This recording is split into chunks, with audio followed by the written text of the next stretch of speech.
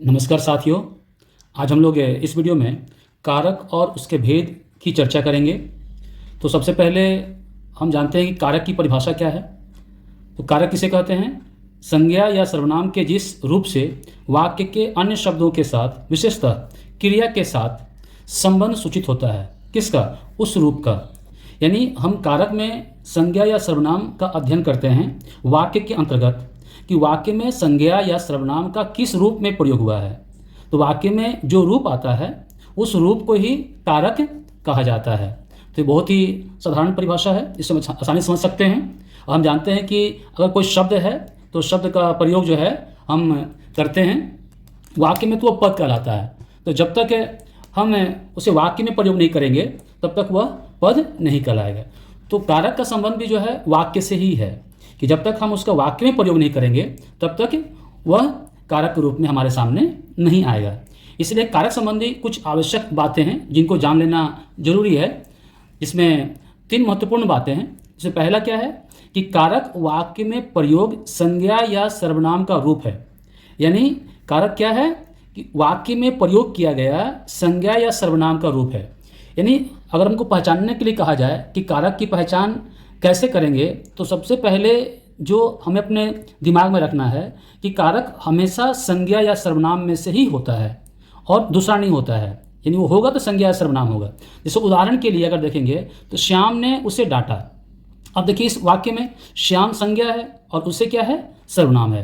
तो ये दोनों कारक है। अब कारक के अंतर्गत ये कौन से भेद हैं, यह उसके बाद का कदम है। लेकिन पहले हम पहचान लेंगे कि यह जो है कारक है। तो श्याम और उसे यहाँ कारक है। कोई जो करते क्या है कि ने को कारक मान लेते हैं। लेकिन मित्रों ध्यान रखिएगा कि ने कारक नहीं है, कारक चिन्ह है, विभक्ति चिन्ह है, जिसकी हम चर्चा करेंगे। तो पहली महत्वपूर्ण बात क्या हो गई कि कारक वाक्य में प्रयोग संज्ञा या सर्वनाम का रूप है।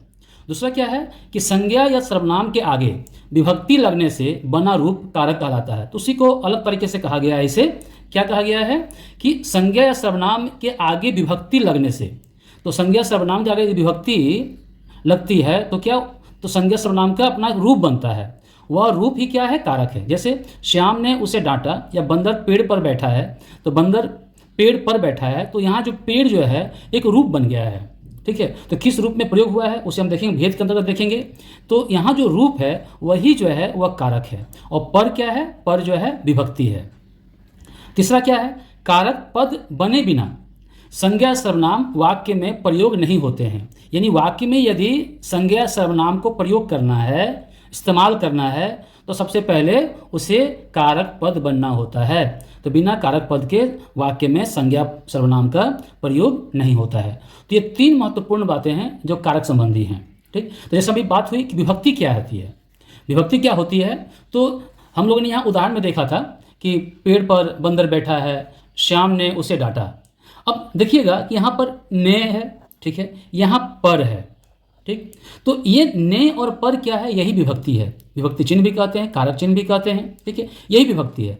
यानी कारक के साथ विभक्ति चिन्ह का प्रयोग होता है। ठीक, तो यह क्या है? यहाँ परिभाषा क्या है कि वाक्य में संज्ञा सर्वनाम के आगे, संज्ञा या सर्वनाम के आगे, तो पेड़ संज्ञा है, ठीक है, श्याम संज्ञा है, तो इसके आगे क्या है? ने है, पर है। तो वाक्य में संज्ञा सर्वनाम के आगे जो प्रत्यय चिन्ह है, कोई इसे परसर भी बोलते हैं, प्रत्यय चिन्ह लगाए जाते हैं, उन्हें विभक्ति चिन्ह कहते हैं। विभक्ति चिन्ह भी कहते हैं, कारक चिन्ह भी कहते हैं। ये ध्यान रखिएगा। ठीक है, तो इस चिन्ह के बिना हम कारक के रूप की कल्पना नहीं कर सकते हैं, बिना इस चिन्ह का। और वाक्य अगर देखिएगा, कुछ भी पढ़िएगा, तो इनके भरमार होते हैं, ने, पर, से, को, के लिए, ये आएंगे ही। तो ये चिन्ह ही जो क्या कहलाते हैं? कारक चिन्ह कहलाते हैं, विभक्ति चिन्ह कहलाते हैं। और कोई परसर्ग इसे कहता है, तो ये कारक चिन्ह है। लेकिन ये कारक चिन्ह है, ये कारक नहीं है। मैं बार बार कह रहा हूँ, उसका ध्यान रखिएगा, ये कारक नहीं है। कारक क्या है? कारक वाक्य में आए संज्ञा सर्वनाम का रूप है। जैसे पेड़ यहाँ कारक है, ठीक है, श्याम यहाँ कारक है, और ने और पर क्या है? विभक्ति चिन्ह है, कारक चिन्ह है। अब इस कारक के कितने भेद हैं, सवाल आते हैं।